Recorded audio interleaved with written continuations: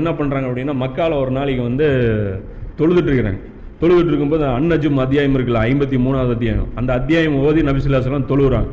தொழுத உடனே மக்கா காஃபிர்கள் என்ன பண்ணுறாங்க, அதில் கடைசியாக அவங்க உட்காந்து அதை கேட்டே இருக்காங்க. அதாவது நஜ்மு சூறாவை வந்து கேட்டே இருக்காங்க. ரொம்ப இனிமையாக இருக்கும். அது ஒரு அந்த அடுக்குமொழி மாதிரி அது போகும். அது கடைசியாக அதை எண்ட் ஆகும்போது சஜ்தாவுடைய வசனம் வரும்போது, சஜ்தா செய்யும்போது ரசூலா கூட சேர்ந்து இவங்களும் அவங்கள அறியாமல், அதாவது அந்த ஆர்டருக்கு, அதாவது அந்த மயங்கி போய் இந்த குரானில் சஜ்தா செய்ய சொல்லி எல்லாம் கட்டளையிடுறாங்க. அந்த வசனம் வந்தோடனே இவங்களும் சேர்ந்து சஜ்தா செஞ்சிடறாங்க. இது வந்து ஆயிருக்கு, ஊர் பூரா சென்சேஷன் ஆயிடுது. அதுக்கப்புறம் தான் சொல்கிறாங்க, ரசூல்லா வந்து குரானை படித்தா காதில் அடைச்சிக்கணும், சத்தம் போடணும்.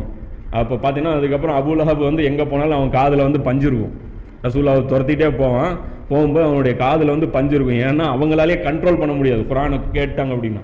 அப்போ அதுக்காகவே நாம் வந்து அரபி கற்றுக்கணும்.